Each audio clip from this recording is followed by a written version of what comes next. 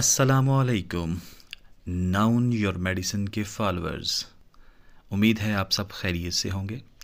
आज हम जिस दवा का तज़किरा करने जा रहे हैं, जो डिस्कशन करने जा रहे हैं, उसका नाम है फॉलिक एसिड।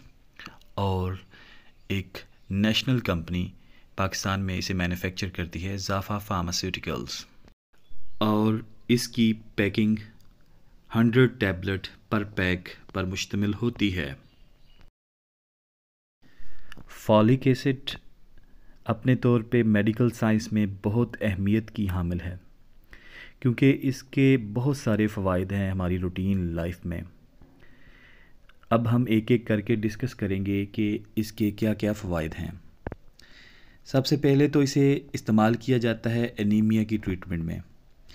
एनीमिया होता है जब आपके रेड सेल्स ऑक्सीजन को ठीक से कैरी नहीं कर पाते और हेल्दी रेड सेल नहीं होते, तो एनीमिया होता है। उसकी ट्रीटमेंट में ये इस्तेमाल होता है।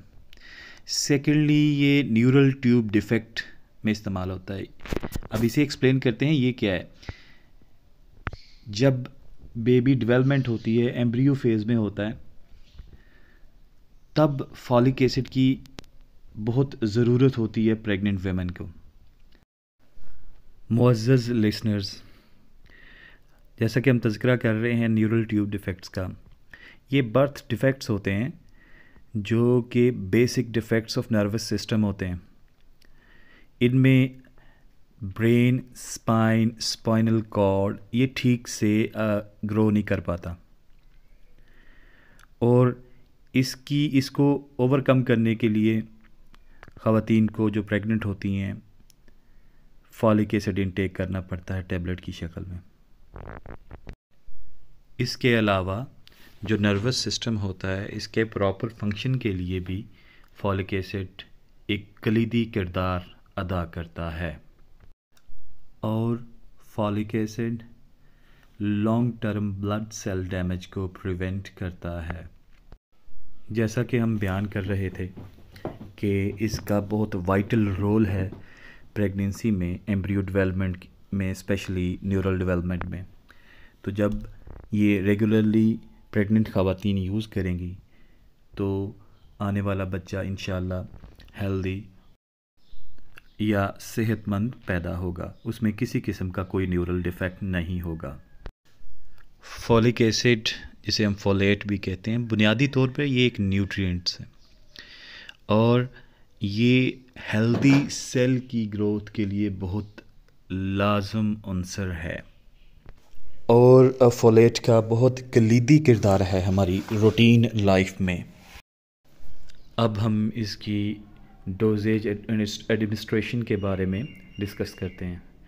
ये फोलेट डेफिशिएंसी ऑफ एनीमिया को जब ट्रीट करना होता है एडल्ट में, तो 5 मिलीग्राम पर डे दिया जाता है, और पेशेंट की कंडीशन को देखते हुए इसे 15 मिलीग्राम पर डे पे ले जाया जा सकता है।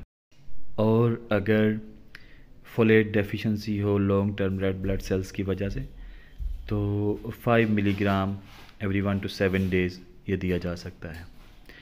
और जहाँ पे हमने प्रेग्नेंट वेमेन में न्यूरल डिफेक्ट को अवॉइड करने के लिए देना होता है, वहाँ तकरीबन 5 मिलीग्राम पर डे ये दिया जाता है, और ये कंसीव होने से पहले इसका स्टार्ट होता है और फर्स्ट ट्राइमेस्टर यानी पहले 3 माह तक ये लिया जाता है।